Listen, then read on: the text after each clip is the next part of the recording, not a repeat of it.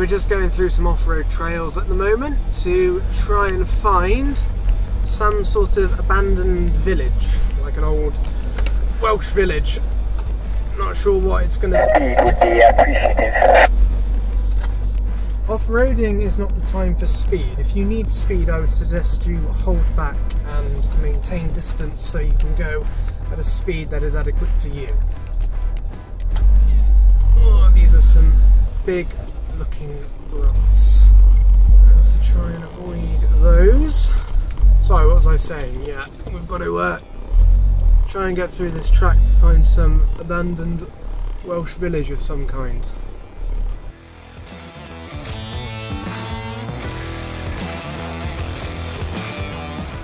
So we've made it to the abandoned village of Rhiwddolion. Apologies, that's probably the worst pronunciation you could possibly find, but it is Welsh, so as always, understandably difficult.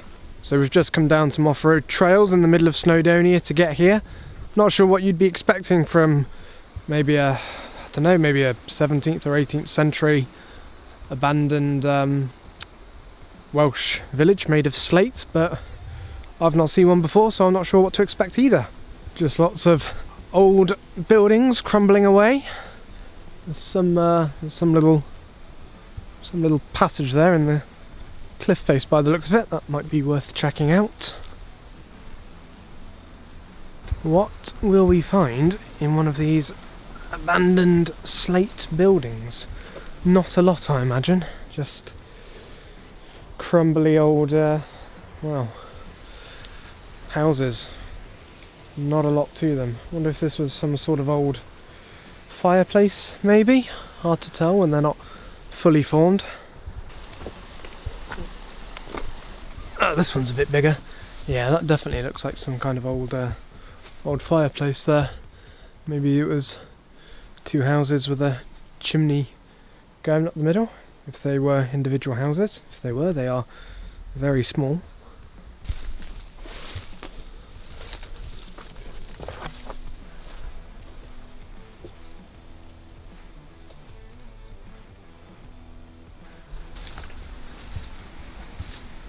Hardly seems like there was much to it in the first place. Never mind now it's been abandoned for however many hundreds of years.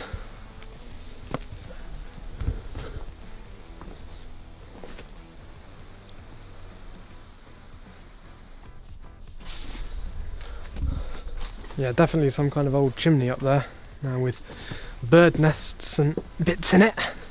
Like the sort of place you'd find in a video game. Marked on map, abandoned village. Loot for treasure or something. I wonder what these were.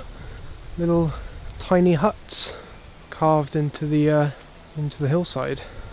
There's just nothing to them whatsoever. What on earth would they be used for? Like storage maybe? Maybe like a wood hut, I guess, or storing food?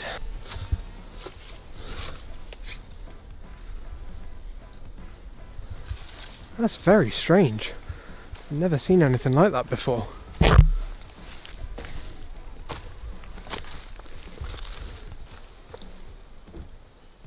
Hardly worth calling it a village. I think you just call it one big house with one smaller house and some really weird stone storage huts behind them. So this is just around the back of a big house, and again, it's weird. It's almost like they're quite sizable from the outside, but you look in them, there's just maybe space for 3 rooms in total. If it was all on one floor, might have been 2 floors just about. Clear enough to see the structure of the house with the chimney and the window and the doors, I presume, but what was in them, impossible to tell. There's some more structures further back as you go up the hill, but again, they're just ruins. Impossible to tell what sort of building it would have been. Of course, maybe there was much more to it when it was around, and this is all that's remained. But even on the surface, I'd have thought there'd be a bit more for a whole village. But hey ho, that's maybe 2 houses was a village back then. Not as many people. That's all you needed. 10 houses, and you could be classed as a town.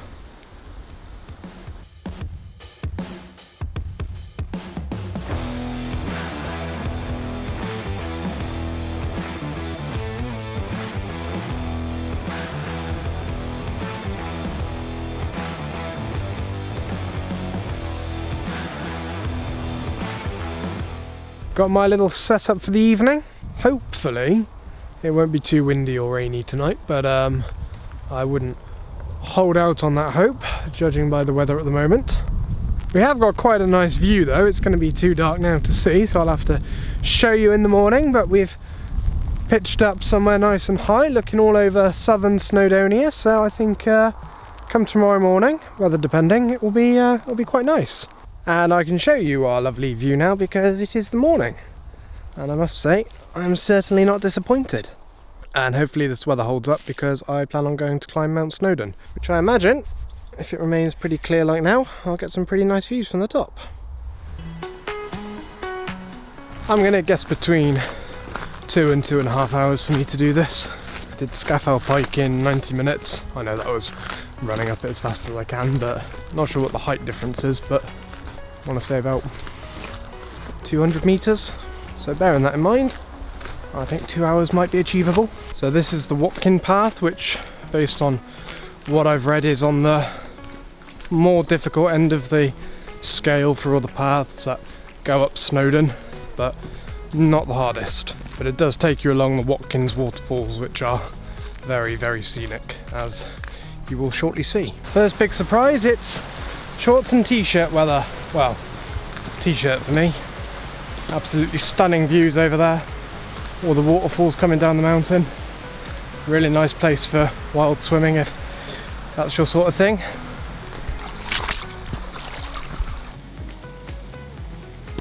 I think all of the abandoned ruins up here are to do with old mine workings. You can just make out, I think, the old tracks whenever this was operational. There's a few you can see running up the mountains. This one over here behind me almost looks like an old tramway. It could have been many years ago. This is the furthest point I've been up Snowdon so far. I've been to those waterfalls a couple of times, but haven't been this far yet, so everything from this point forward will be new. I was thinking I should have brought some more water given the how sunny it is and actually quite warm, but fortunately the environment around me is of plentiful supply.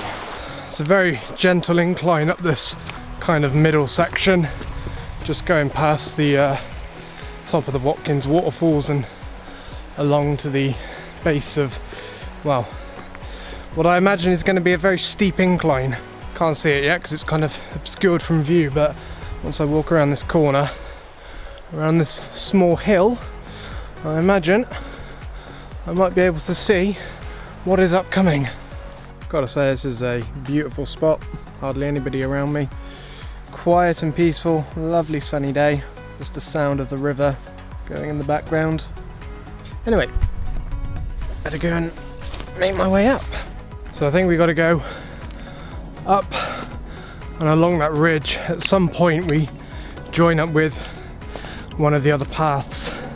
Not sure which one, might be the pig track or the miners trail, I think it's called. Right, I'm probably not going to hit the 2 hour mark, but I'm pretty confident that is the top behind me. So at least I should be able to gauge roughly how much longer I've got to go. Just need to walk up through this very rocky section first. The path is kind of disintegrated at this stage, so I'm trying to figure out the best way to get up, but it doesn't look like I'm too far now from the ridge. That will join up, I believe, with one of the other paths. This looks like a bit more like a path. Let's try this.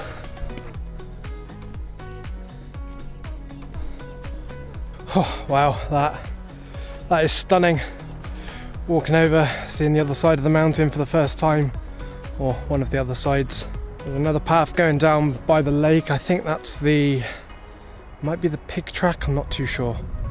I may have already joined onto the other track from the Watkins path. Behind me there's the very sharp ridge mountain. I can't remember which one it's called, but I think that does form part of one of the other paths, one of the more, if not the most difficult one, where you go along the very, very sharp edge of the mountain. And that behind me looks very sharp, so I'm guessing that is the one, and therefore actually we have joined up onto which other path that one is. And judging by the fact that there's nothing on the other side of these rocks pathwise, it looks like I've got to go up and straight along this narrow looking ridge. Well, we're still on the walking path apparently, so maybe ignore everything I said about paths joining up and whatever. At this point I'm not really sure. This looks like a fun section for sure, but at least when it's over with I will be very near the top. I've definitely reached the tricky section of this path. Truth be told, up until this point it was actually relatively easy as far as mountain climbing goes in my opinion, but yeah, this is certainly a little bit more technical and challenging. The path has regained shape a little bit now, fortunately, and it looks like I'm nearly at the top of these stairs, and then I think it's one last ascent to the top. If I get a move on, I might just make the 3-hour mark. Stunning on the other side, as expected. Right, last little bit, home run.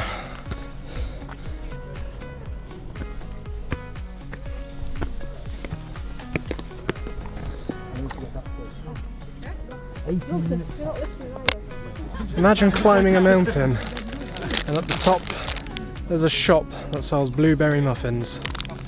What more could you ask for? So I think this is my first over 1,000 metre ascent. Also got to be one of the best views I've had ever, potentially.